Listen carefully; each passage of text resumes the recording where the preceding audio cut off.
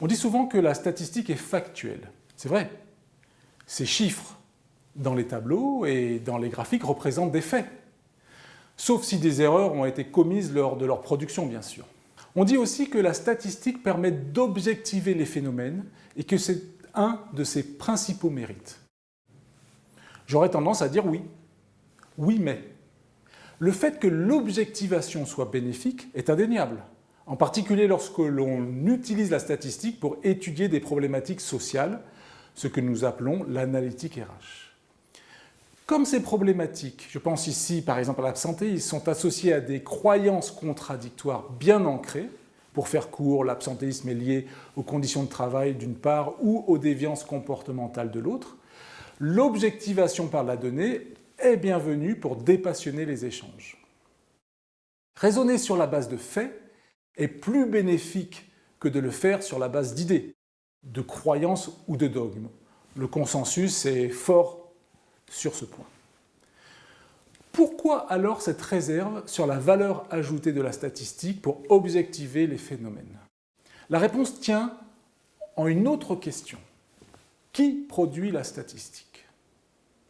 L'objectivité de la statistique est en lien avec la subjectivité de celle ou de celui qui la produit. Car il est facile de s'arranger pour que la statistique soit trompeuse. Très facile même. Regardons cet exemple très simple. Un simple graphique avec deux valeurs. On pourrait conclure que la différence est importante entre ces deux situations. Et ce serait correct si l'auteur n'avait pas décidé de brouiller les cartes en graduant l'axe vertical de façon tout à fait douteuse. Le questionnement ne concerne pas l'outil, la statistique ici, en l'occurrence, mais celle ou celui qui utilise cet outil. Ici se pose donc un problème d'éthique. Rappelons-nous de Taylor et de son organisation scientifique du travail, qui, comme son nom l'indique, a introduit la mesure et donc la statistique pour optimiser les opérations, notamment ouvrières. Rappelons-nous des résultats. Une productivité certes accrue, mais une santé dégradée pour les opérateurs. Nous n'avons pas besoin d'un nouveau taylorisme, d'une nouvelle recherche de rendement maximum sans considération pour les travailleurs. Nous avons besoin d'une pratique de la statistique qui participe à réconcilier la performance économique et la performance sociale. Nous avons besoin d'une pratique de la statistique qui puisse mettre en lumière le travail et les conditions de sa réalisation. Et tout ceci dépend de l'intention de celui ou de celle qui produit la statistique.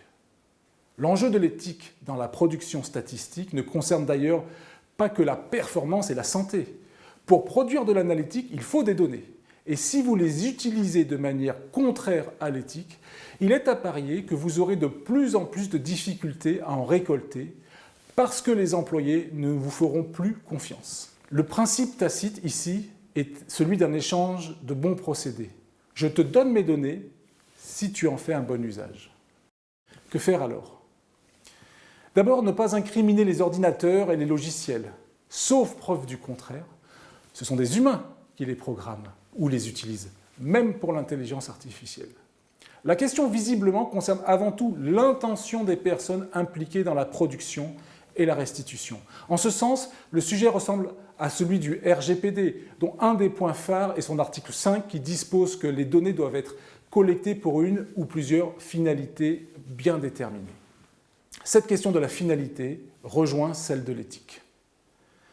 Le premier enjeu est probablement celui du recrutement. Recruter des personnes qui comprennent l'intérêt commun et qui savent respecter les règles de déontologie. Voilà par où commencer. Bien sûr, cela suppose que ces règles existent.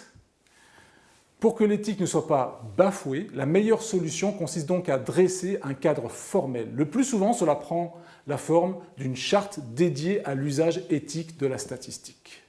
Charte qui doit être vue et connue de toutes les personnes concernées et pour laquelle on aura cherché leur consentement formel. Et charte dont une personne ou un groupe de personnes, par exemple un comité d'éthique, un conseil d'éthique, sera chargé de vérifier qu'elle est respectée et que l'échange de bons procédés que nous évoquions le soit également. En matière d'éthique, il ne faut pas se limiter à supposer que les règles soient appliquées, il faut le vérifier continuellement.